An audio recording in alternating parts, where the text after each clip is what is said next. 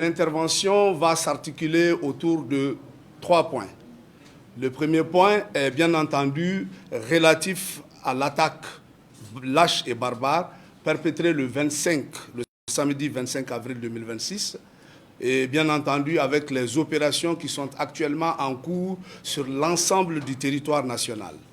Le deuxième point, nous avions constaté par voie de presse et sur les réseaux sociaux et même dans la ville que suite à l'attaque, il y a quelques cas d'amalgame. Donc il s'agit justement de faire le point sur cela et d'expliquer un peu aux populations quels peuvent être les tenants et les aboutissants de ceci. Et le dernier point, c'est réellement une adresse à la population.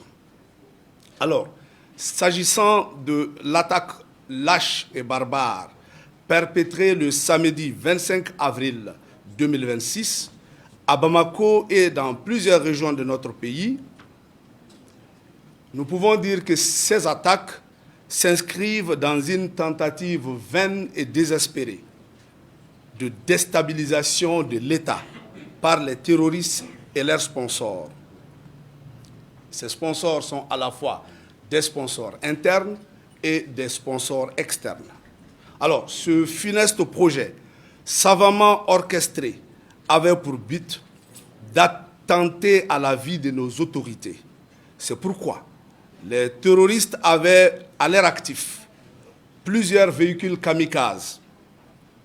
Un premier véhicule kamikaze destiné au domicile du ministre d'État, ministre de la Défense et des anciens combattants, feu général d'armée Sadio Kamara, et un deuxième véhicule kamikaze qui était cette fois-ci destiné à la résidence du chef de l'État, chef suprême des armées, le général d'armée Assimi Goïta.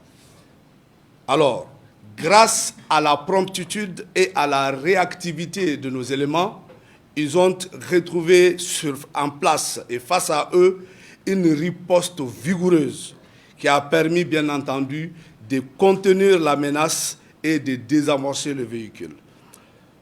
Mesdames et messieurs, chers journalistes, l'ampleur de l'attaque et les modes d'action utilisés par l'ennemi prouvent à suffisance que les terroristes ont reçu des renforts de l'extérieur comme de l'extérieur. 7 localités de notre pays attaquées de façon simultanée et coordonnée.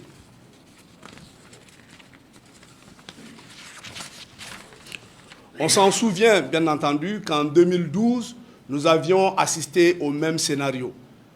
Attaque simultanée et coordonnée suivie d'une cabale médiatique. Et je pense que les cabales médiatiques, nous en avons subi récemment, dans les jours depuis quelque temps. Si ma mémoire est bonne, c'était au mois d'octobre, suite à la crise de carburant. On disait que Bamako était encerclé. On disait qu'il y avait toutes sortes de spéculations, de supputations autour de la situation sécuritaire qui prévalait alors dans la capitale. Et c'est pratiquement cette cabale médiatique visait la même chose. Parce qu'il faut reconnaître qu'en 2012, les médias mainstream avaient bien entendu fait ceci, en poussant souvent les hommes à quitter certaines positions sans combattre. Et cette fois-ci, nos hommes n'ont pas mordi à l'hameçon de ces presses, de ces médias mainstream. Nos hommes ont combattu justement jusqu'à la dernière énergie en consentant le sacrifice ultime pour que le Mali reste et que le Mali demeure.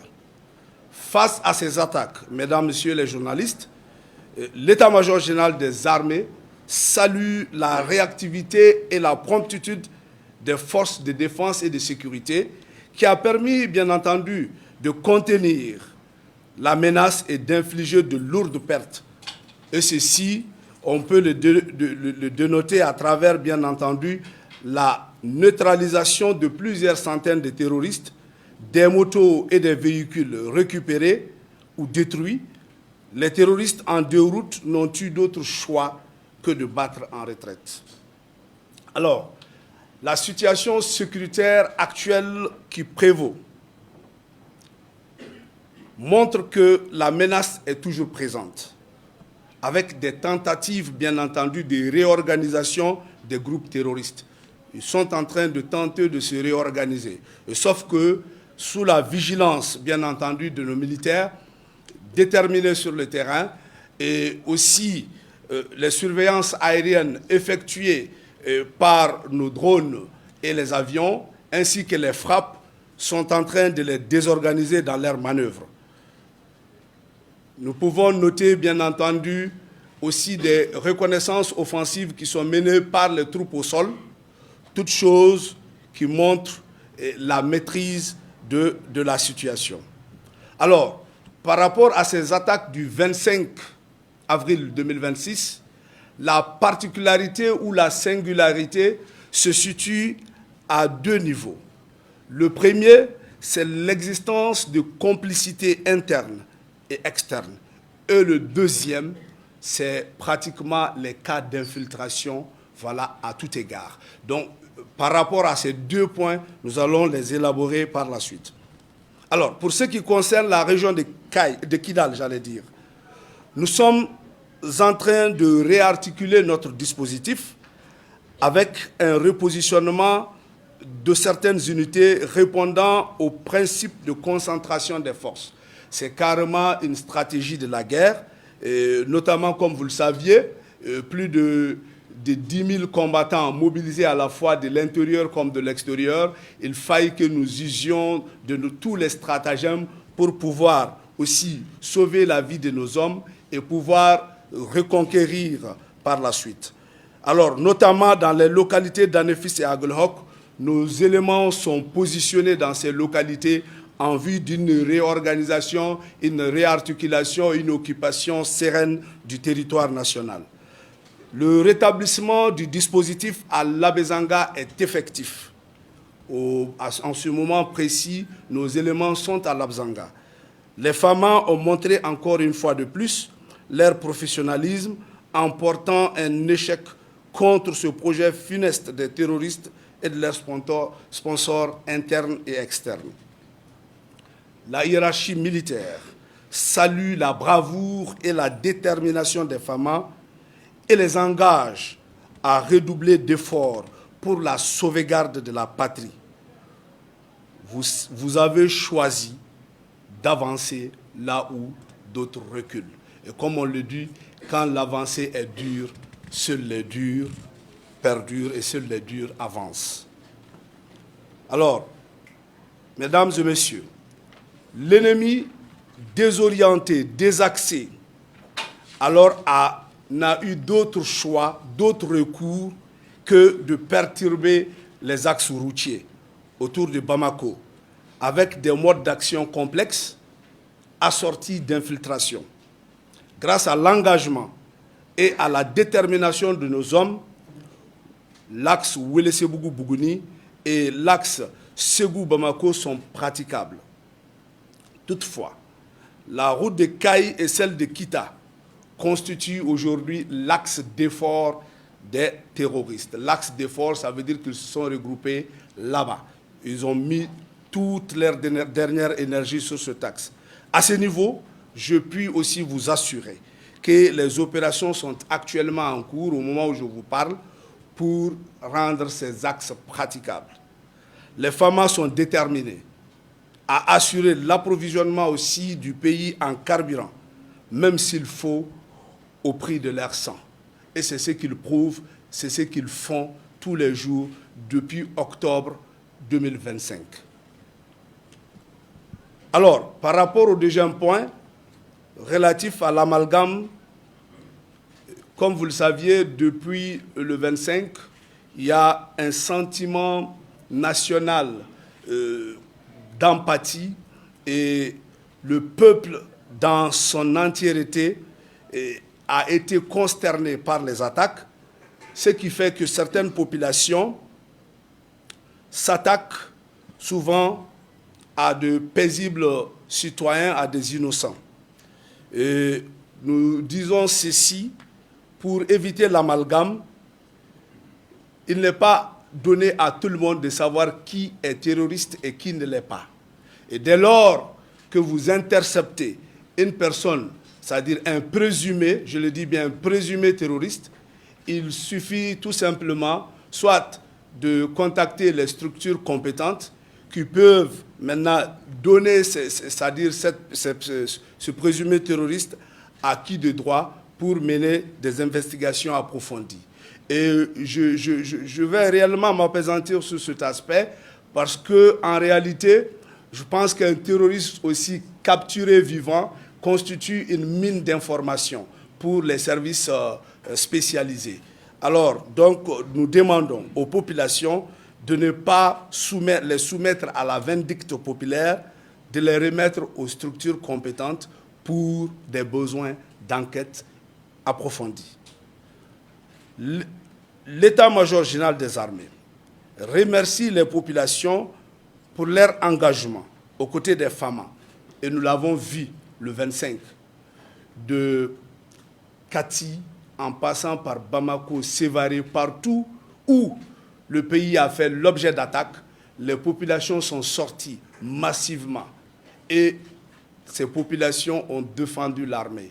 Et les populations ont compris que la question de sécurité n'est pas seulement l'apanage des porteurs de kaki. C'est réellement une question transversale qui intéresse tout le monde. Et cette culture de sécurité est maîtrisée. L'état-major remercie le peuple malien pour ses efforts et les invite à ne pas céder à la division. Ne pas céder à la division, de continuer à soutenir les FAMA comme elles l'ont toujours fait à travers la fourniture d'informations fiables. Par rapport aux informations à fournir, je pense que nous avions laissé des vidéos dans ce sens avec des contacts qu'il faudrait éventuellement appeler pour des contacts de secours, j'allais dire. Il y a plusieurs vidéos qui sont à la fois faites par la DIRPA ici même, Sigma et l'ORTM. Donc, il y a des numéros verts. Dans le dossier de presse aussi, nous avons mis les numéros verts pour vous, pour continuer à les relayer auprès de la population. C'est extrêmement important. Alors, lorsque vous voyez des personnes suspectes, il y a un certain nombre de détails qu'il faut donner. Le lieu, l'heure, le nombre de motos et de véhicules. Sauf qu'il faut faire énormément attention. Je pense que dans les jours depuis quelque temps, il y avait un vocal distillé à travers les réseaux sociaux, et dans lequel vocal, on disait que vers le secteur de Néguéla, il y avait plus de 6000 motos qui venaient. Vous voyez un peu. Donc souvent, est-ce que la raison même accepte cela? Donc il faudra comprendre, tirer le vrai de l'ivraie. Pourquoi je le dis? Parce que souvent, ces vocaux sont faits par les terroristes pour nous induire en erreur et aussi pour créer la peur dans vos cœurs. Alors ne cédez jamais à la peur. Ne cédez jamais à la peur. C'est réellement le but cherché de ces vocaux. On va dire 6000 et quelques, pour non seulement induire les forces de défense en erreur, mais aussi induire les populations en erreur. Mesdames et messieurs, chers journalistes, je m'en vais donner quelques adresses à l'endroit de la population.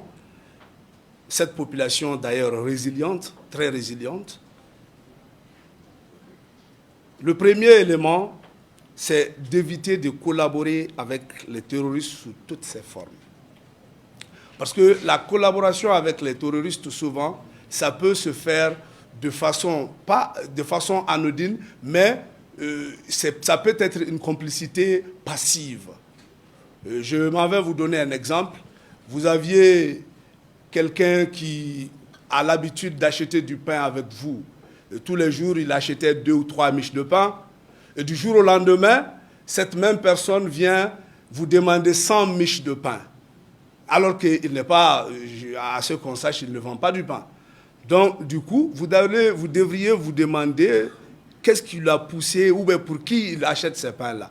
Et c'est le début vraiment d'un certain nombre de questionnements pour pouvoir mettre la lumière. Ça, c'est un premier élément. Le deuxième élément, une complicité passive. Vous savez que ces terroristes, souvent, c'est à l'intérieur des grandes villes qu'ils achètent les motos. Et ils achètent ces motos avec des personnes souvent qui ne savent pas qu'ils leur vendent des motos. Et parmi certaines motos saisies, les compteurs n'étaient pas, c'est-à-dire le numéro des compteurs, c'était pas, il n'y avait pas assez de grands chiffres en fait. Pour vous dire que ces motos n'ont pas parcouru de longues distances. Parce que quand on voit l'ampleur de l'attaque, on se serait dit que peut-être certaines motos ont quitté de loin. Alors que lorsque vous voyez les compteurs, donc ça veut dire, comme on l'a si bien dit, les cas de complicité interne, il faut réellement arrêter.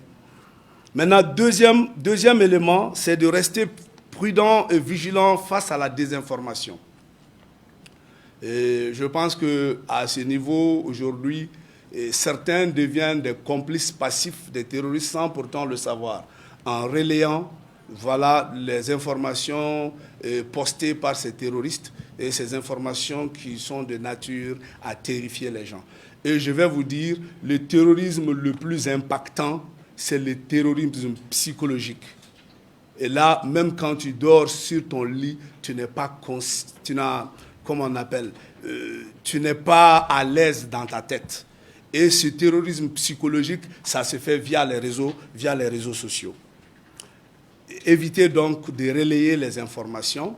Je pense qu'avant de relayer les informations, il y a toute une technique de vérification qu'on appelle le fact-checking. Je pense qu'il y a parmi vous ici, il y a des spécialistes comme Samasekou, voilà, et d'autres journalistes spécialistes dans le domaine du fact-checking. On le dit, même pour les populations, ce n'est pas évident de voir seulement et de partager. Parce qu'il est beaucoup plus facile de partager une information à travers un simple clic. Mais les conséquences, les répercussions de cette information, vous ne pouvez pas mesurer l'ampleur de cela. Et c'est réellement la raison pour laquelle on vous demande d'éviter de faire cela. Et aussi éviter de partager les images obscènes de nos soldats. Nos soldats sont les remparts de notre liberté, les remparts de notre souveraineté. Alors, et ces soldats ont des familles. Et je pense qu'il n'est pas de bon ton, il n'est pas de bonne loi de partager les images voilà, qui ne vendent pas, des images qui ne sont pas catholiques, relatives à nos soldats. C'est vraiment triste et pathétique. Vous devriez accompagner nos soldats dans ce combat. Alors, aux médias, nous dirons d'éviter de relayer certaines informations sans recoupement. Parce que nous savons que dans les médias, c'est carrément le principe de recoupement, le principe justement de vérification de l'information avant diffusion, et aussi d'éviter d'amplifier certaines actions sans preuve réelle. Parce que quand on amplifie, ce n'est pas bon. Toujours vérifier les informations avant publication. Parce que je considère que les journalistes, j'ai évoqué tantôt la notion de guerre hybride auquel nous sommes assujettis. Cette guerre hybride utilise beaucoup plus la stratégie d'influence psychologique. Et cela, seuls les médias peuvent jouer un grand rôle dans ce domaine. Alors, nous considérons les journalistes, autant que vous êtes, comme les soldats de l'information. Et aussi, notre appel aux soldats de l'information, aux libres penseurs, avant d'écrire vos textes, pensez toujours au contexte. Le contexte est très important. Et le contexte, c'est quoi dans notre situation actuelle? Le contexte, c'est que nous sommes un pays en guerre. Et dans un pays en guerre, nous devrions défendre les intérêts supérieurs de la nation. Le contexte, c'est que nous sommes dans un pays en guerre. Je rappelle, le contexte est que nous sommes dans un pays en guerre. Donc, le contexte doit influencer les textes pour éviter des prétextes. Alors, je terminerai en disant ceci. Nos soldats sont nos héros, les remparts de notre liberté. Les FAMA tirent leur force, leur engagement et leur ascèse dans la résilience du peuple malien. Un peuple résilient. Et je voudrais aussi ajouter que nos remerciements et nos salutations les plus sincères et les plus cordiaux vont à l'endroit des journalistes aussi qui travaillent d'arrache-pied pour que la bonne information, la vraie information puisse être mise à la disposition du public. Et je pense qu'ils ont compris cela et ils font leur tâche comme ça se doit. Je vous remercie.